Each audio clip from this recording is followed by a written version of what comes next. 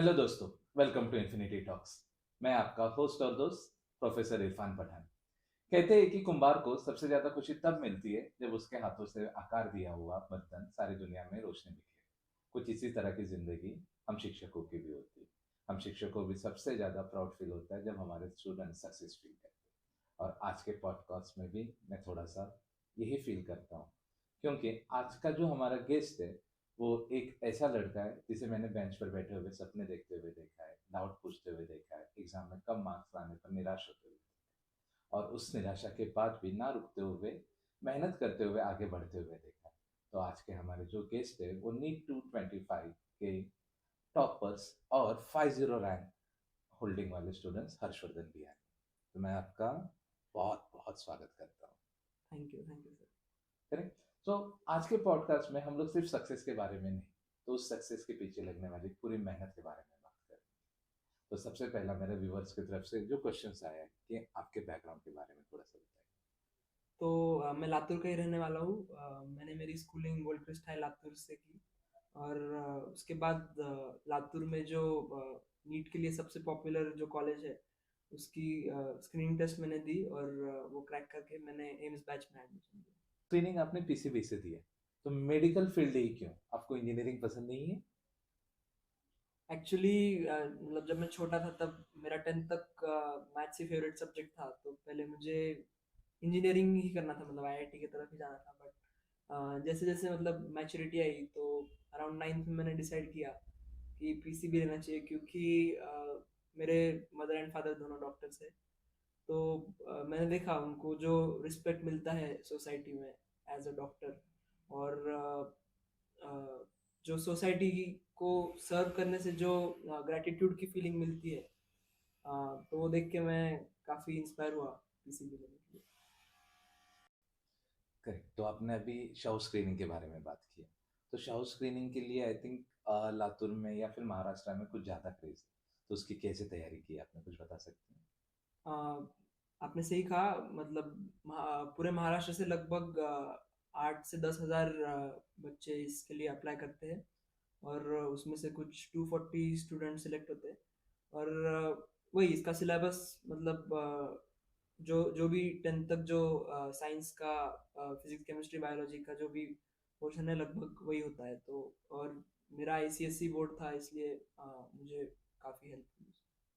मतलब आपके बैच में हर एक जगह से टॉपर ही आए हुए थे, टॉपर्स की बैच। करेक्ट ना? अभी उस टॉपर्स की बैच में आपने क्या फील किया? जो आपकी क्लास 10th की पढ़ाई थी और क्लास 11th की पढ़ाई थी, वो सेम थी कि थोड़ा सा चेंज करना पड़ा? क्या था सिलेबस? मेजरली थोड़ा सा था कि बहुत ज़्यादा चेंज हुआ? तो जैसे मैंने बताया, 10th मेरा आईसीएसई बोर्ड से था, और 11th में मतलब मैं एनसीईआरटी की तरफ आ गया, मतलब सीबीएसई बोर्ड की तरफ में आया। तो मतलब पैटर्न तो अलग था, डिफरेंस अच्छा खासा था। और मैं 10th तक तो हमको सब्जेक्टिव पैटर्न था, और फिर इसके बाद मैं ऑब्जेक्टिव और कॉम्पिटिटिव एनवायरनमेंट की तरफ आ गया एकदम।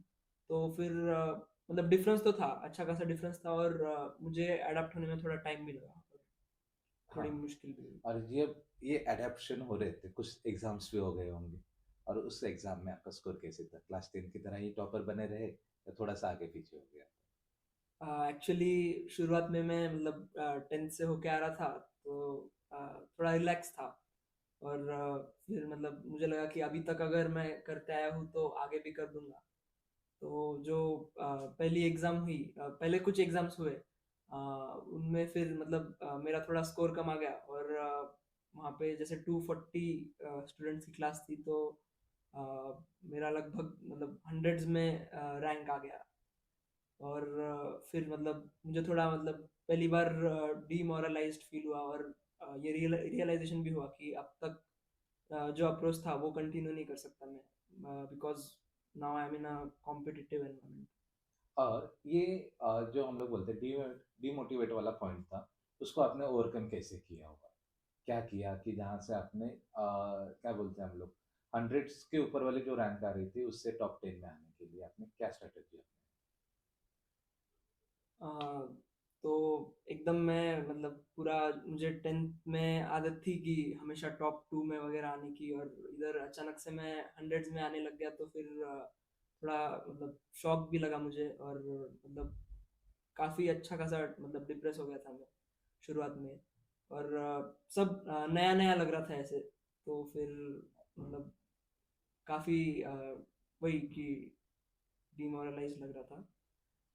तो फिर मैंने मेरे पापा से पूछा कि क्या करना चाहिए, तो उन्होंने बताया कि अ, अभी एक्चुअली सब कुछ नया है, इसलिए और भी मतलब वो जो है मतलब थोड़ा सा डिप्रेस फील हो रहा है। हाँ, डिप्रेस्ड और भी ज़्यादा फील हो रहा है, तो मुझे दोस्त बनाने चाहिए नए।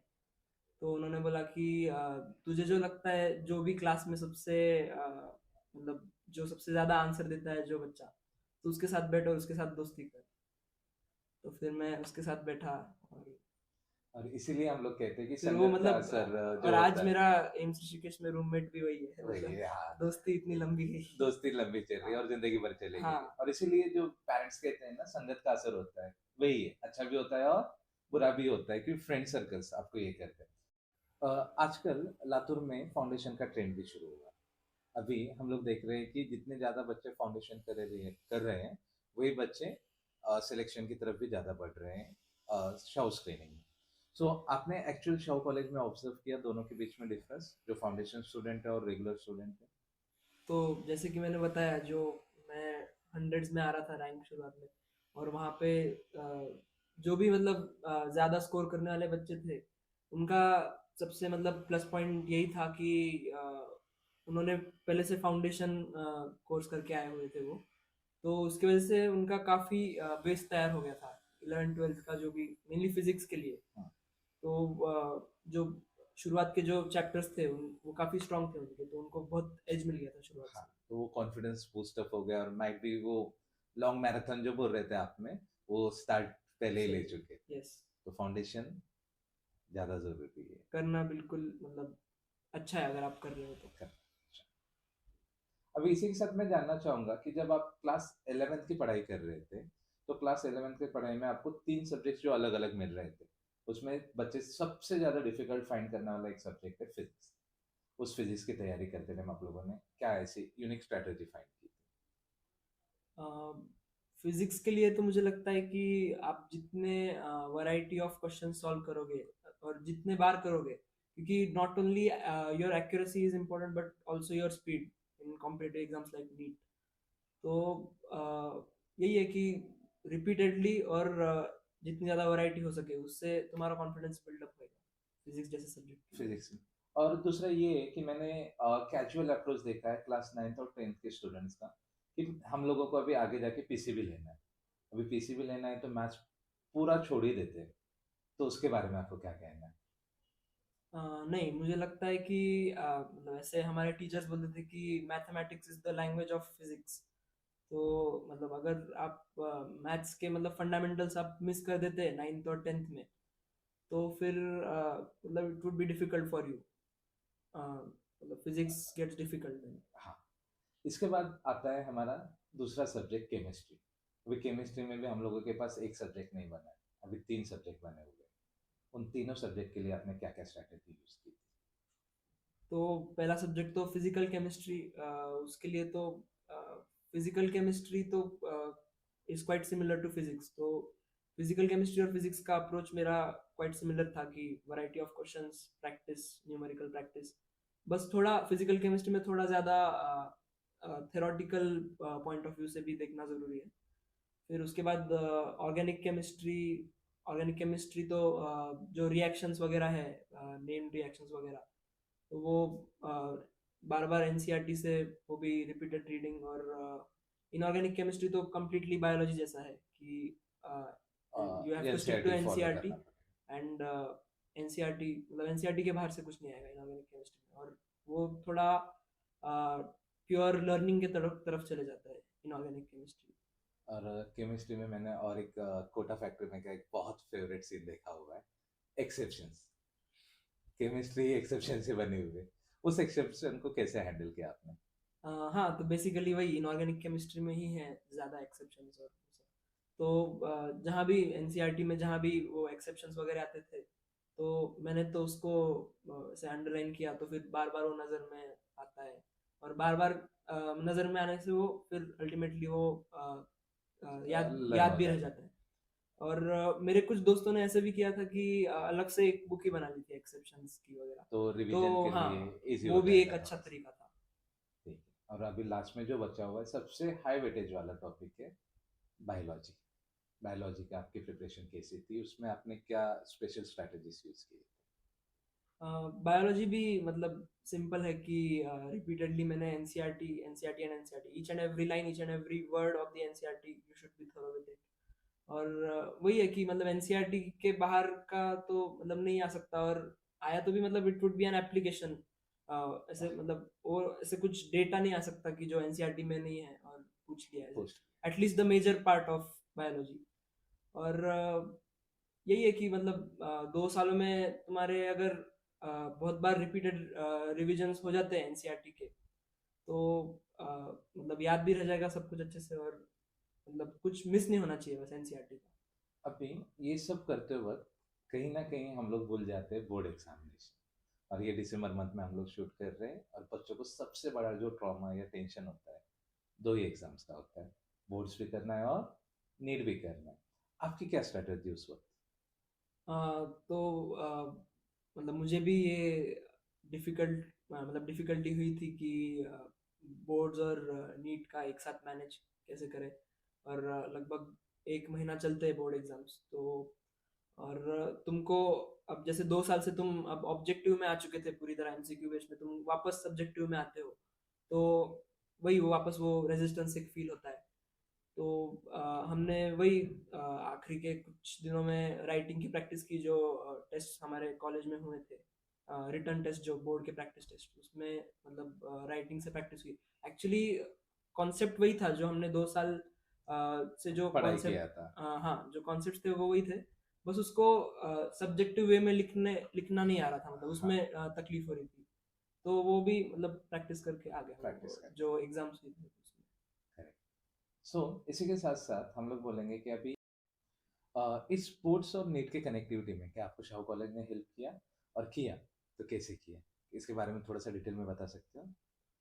हाँ एक्चुअली मतलब बोर्ड्स और नीट को बैलेंस करने में मतलब हेल्प हुई शाहू कॉलेज की वजह से, क्योंकि जैसे मैंने बताया कि हमने प्रैक्टिस एग्जाम्स दिए बोर्ड्स के भी, तो उसकी वजह से मतलब काफ़ी हम एक्वेंट हो गए कैसे बोर्ड एग्जाम्स लिखनी है। और वहाँ का माहौल कैसा है? क्योंकि लातूर पैटर्न जो बना हुआ है, मेनली शाहू कॉलेज ने ही बनाया हुआ है। तो उधर की लाइफ कैसी है, उधर का शेड्यूल कैसा है, उसके बारे में कुछ बता सकते हैं? शाहू कॉलेज में मतलब ऐसे कंपटीशन तो काफ़ी अच्छी है और हेल्दी कंपटीशन है, जिसका मुझे लगता है कि मुझे भी काफ़ी फ़ायदा हुआ कि अपने आप अगर तुम ऐसे कंपटीशन में रहते हो तो अपने आप you try to. Grow, yes. या फिर आगे जाने की हाँ। हमेशा चाहते और ऐसे बहुत सारे लोगों को लगता है कि शेड्यूल काफ़ी हेक्टिक है शाहू कॉलेज का, बट ऐसे लगता है, मुझे भी लगा था शुरुआत में, बट उसके वजह से होता ये है कि तुम्हारा सिलेबस जल्दी खत्म हो जाता है। जैसे हमारा अगस्त 2024 के एंड तक सिलेबस खत्म हो गया था, जिसकी वजह से हमारे लिए हमारे पास नीट के लिए 7 to 8 मंथ्स बच गए थे, तो रिवीजन के लिए टाइम मिला काफ़ी, और एग्जाम्स भी फिर हम ज़्यादा दे सके। हैं। करेक्ट। और इस थ्रू आउट द जर्नी में मुझे नहीं लगता है कि सिर्फ हम दोनों का साथ था, मतलब सिर्फ टीचर और स्टूडेंट का। बिहाइंड द स्टेज एक बहुत बड़ा पिलर काम कर रहा था, वो थे आपके पेरेंट्स। तो आपके पेरेंट्स ने आपको किस तरह गाइड किया या स्ट्रेसफुल किया? दोनों भी हो सकते, तो आपके पेरेंट्स ने क्या सही है। किया था? पहली बात तो यही सबसे इम्पोर्टेंट चीज़ है कि सबसे अच्छी बात ये थी कि मेरे पेरेंट्स ने कभी ऐसे प्रेशराइज नहीं किया मुझे, और वही मैं बोलना चाहता हूँ कि सभी पेरेंट्स को कि प्रेशराइज करने से कभी फ़ायदा नहीं होता, उससे नुकसान ही होता है कभी भी। ठीक है, मतलब एक्सपेक्टेशंस होते हैं, बट जब वो प्रेशर बनने लगते हैं तब मतलब बहुत ज़्यादा लॉस हो जाता है बहुत बार बच्चों का उसकी वजह से। और मेरे पेरेंट्स का भी ऐसे ही, मतलब पापा एक्चुअली मुझे हमेशा उनका एक्सरसाइज पे इंसिस्टेंस रहता था कि एक्सरसाइज करनी चाहिए, कम से कम दिन में 10 मिनट्स ऑफ हैवी एक्सरसाइज करनी चाहिए, कि क्योंकि मतलब उसकी वजह से फिर ऑक्सीजनेशन प्रॉपर हो जाता है और मतलब एफिशिएंसी बढ़ जाती है तुम्हारे काम करने की। और जो लेजीनेस जो होता है हम में वो निकल जाता है, तो फिर मतलब पढ़ाई में भी फिर तुम लेजी नहीं रहोगे और डिस्ट्रैक्ट नहीं होगे, तुम्हारी एफिशिएंसी बनी बने रहेगी। रहेगी।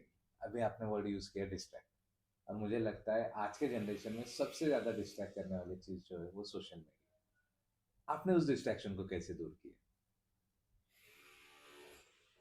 सोशल मीडिया एक्चुअली सब मतलब बहुत बड़ा डिस्ट्रैक्शन है, और बहुत बार मतलब सोशल मीडिया की वजह से ही बच्चे बहुत बार डिप्रेस वगैरह भी हो जाते हैं, और वही मतलब डिस्ट्रैक्ट होते हैं। तो मैंने तो एक्चुअली इंस्टाग्राम डीएक्टिवेट कर दिया था, आखिरी आखिरी एक साल इंस्टाग्राम डीएक्टिवेटेड था। और यूट्यूब में मतलब दिन में लगभग आधा आधा पौन घंटा यूट्यूब पे देखता था, बट मैं ये नहीं शॉर्ट्स नहीं देखता था, मतलब जस्ट स्क्रॉल स्क्रॉल नहीं नहीं करता था। करते?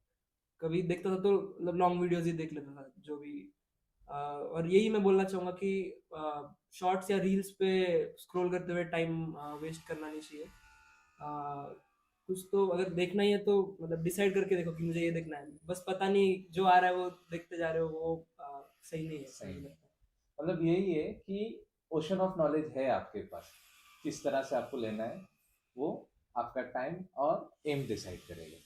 अभी इसके बाद आता है ये थ्रू आउट द जर्नी के बाद एक्चुअल एग्जाम का day।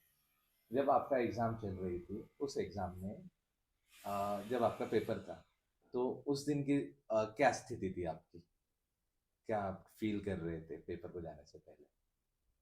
पेपर को जाने से पहले तो मतलब नेचुरली थोड़ा नर्वसनेस तो फील हो ही रहा था, बट मैं खुद को एश्योर कर रहा था कि मतलब believe in your self, you will do it.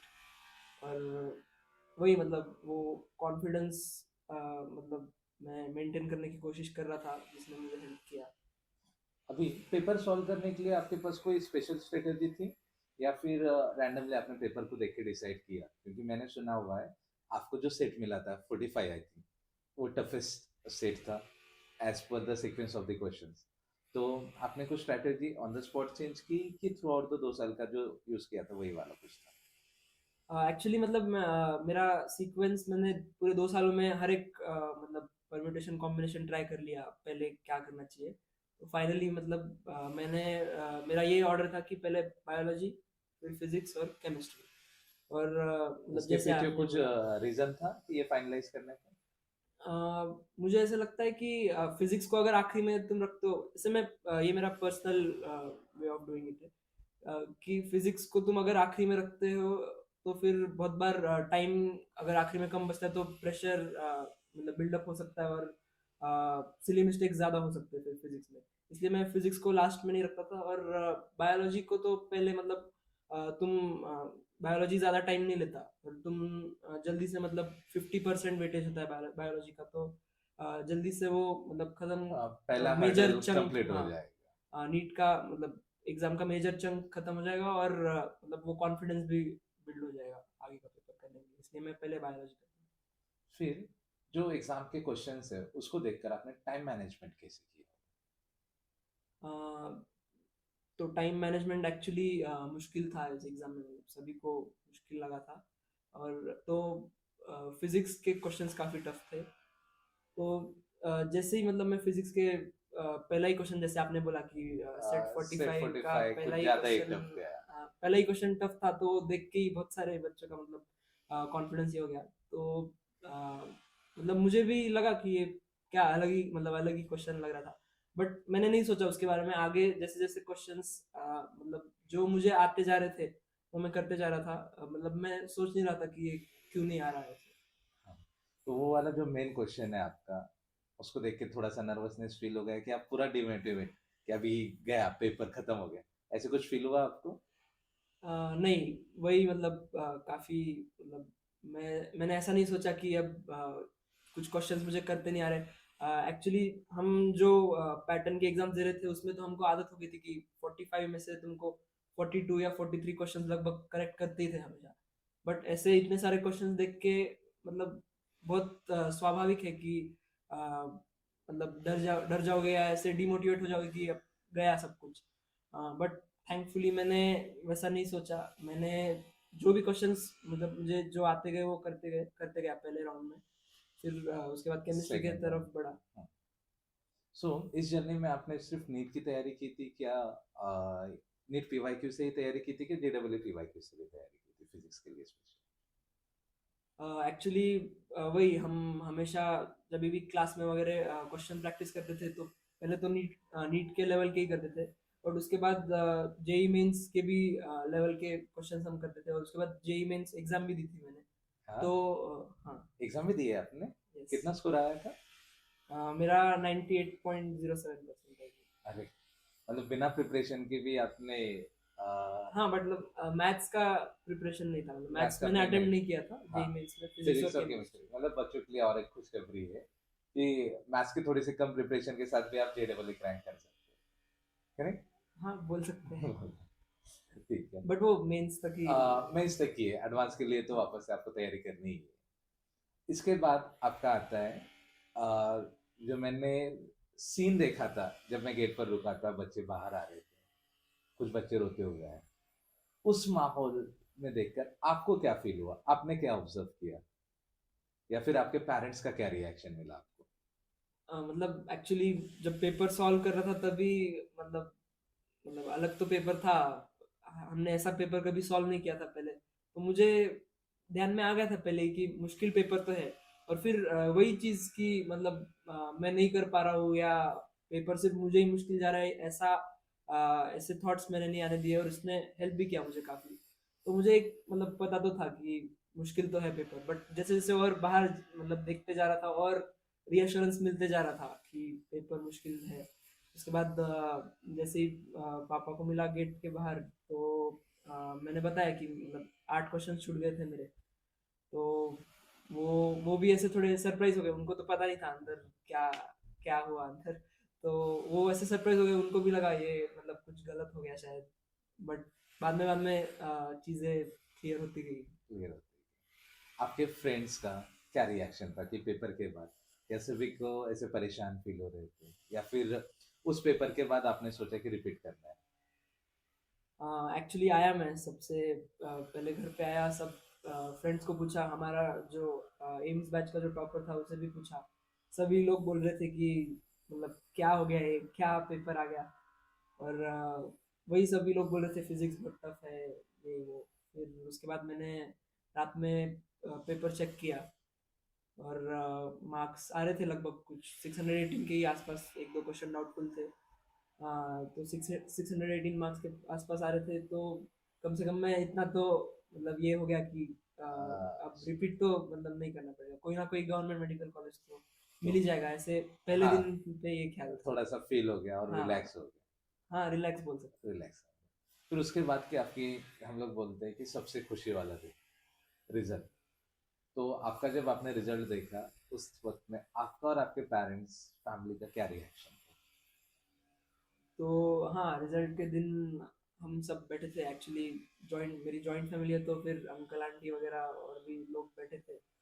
तो अ, लगभग मतलब अंदाजा उतना एग्जैक्ट नहीं था कि 504 के आसपास मतलब अंडर 1000 भी रैंक आ जाएगी। ऐसे ही हम नीट से लेके रिजल्ट तक थोड़ा मतलब हमेशा वो एक्सपेक्टेशंस बेटर ही होते गए कि अच्छा पहले अब रिपीट तो नहीं करना पड़ेगा, फिर जीएमसी तो मिल जाएगा, फिर अब मुंबई का तो कोई कॉलेज मिल ही जाना चाहिए ऐसे। लेकिन एग्जैक्ट 1000 के अंडर रैंक आ जाएगा ऐसे पता नहीं था। तो मुझे जैसे ही वो मतलब एनटीए का वेबसाइट था, तो हमेशा की तरह वो क्रैश हो रहा था ट्रैफिक की वजह से। तो फिर रिजल्ट देखने में टाइम लग रहा था, और कुछ लोगों का आ जा रहा था रिजल्ट, तो मतलब दोस्तों का कुछ आ रहा था। तो मुझसे जो एक मार्क ज़्यादा जिसको था उसका 488 रैंक आ गया था, तो मुझे पता चल गया था कि 500 के कि आसपास हाँ कहीं ना लगभग कहीं उस तो लाइफ उस कर रहा रेंज में आएगा, बट मैंने बताया नहीं सब मतलब घर फैमिलीज वालों को। को। हाँ, फिर उसके बाद जब आया रिजल्ट तब एकदम सब खुश हो गए, खुश है। 504 आ गया तो। और सेलिब्रेशन, सक्सेस हाँ। पार्टी शुरू हो गई। यस। Correct? अभी इसके बाद आपने, आपके दिमाग में पहले से ही एम्स का कॉलेज फिक्स किया था, कि सिचुएशन पे या फिर कुछ चीजें ऑब्जर्व करके आपने एम सेलेक्ट किया? पहले तो मैं मतलब जब प्रिपेयर कर रहा था नीट के लिए, तब तो ऐसा था कि नागपुर अगर मिल जाता है तो बहुत अच्छा रहेगा। मतलब एम्स नागपुर भी अगर मिल जाए मुझे तो मतलब मैं ड्रीम कॉलेज बोल सकते हैं ड्रीम एम्स कॉलेज, नागपुर हाँ। को। बट फिर रिजल्ट आया 504, फिर मतलब मेरे ऑप्शंस खुल गए बहुत सारे कि अब मुझे एम्स भोपाल भी मिल रहा था, ऋषिकेश भी मिल रहा था, नागपुर भी मिल रहा था। तो फिर थोड़ा एक कंफ्यूजन का भी स्टेट आ गया। फिर मतलब मैंने विजिट किए तीनों एम्स, तो उसके बाद डिसाइड किया एम्स तो ऋषिकेश। एम्स क्यों लेना है, एम्स ऋषिकेश ही क्यों लेना है वो डिसाइड किया। हाँ। सो इसके बाद एम्स की लाइफ कैसी है? आपने ज्वाइन किया है, आई थिंक आपका फर्स्ट सेमेस्टर भी कंप्लीट हुआ है। यस। सो क्लास 12 के बाद एम्स कैसे फील होता है? एम्स मतलब बहुत अच्छा है, काफ़ी अच्छा फील होता है वहाँ जाके। मतलब माहौल काफ़ी अच्छा रहता है। फिर कैंपस वगैरह भी बहुत अच्छा है। हमारा ऋषिकेश में तो गंगा नदी एकदम मतलब वॉकेबल डिस्टेंस पे है। और सीनरी भी काफ़ी अच्छा है।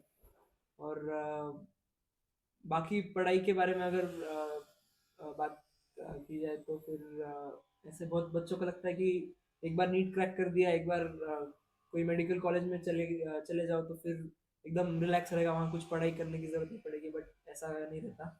आप मतलब अगर प्रोग्रेसिव स्टडी करना हाँ, ही पड़ेगा। मेडिकल प्रोफेशन में मतलब एंटर कर रहे इट्स अ हो। मैराथन। हाँ। तुमको करना ही पड़ेगा, सालों साल तक पढ़ाई करना पड़ेगा। बट ठीक है, हो जाएगा तुमसे।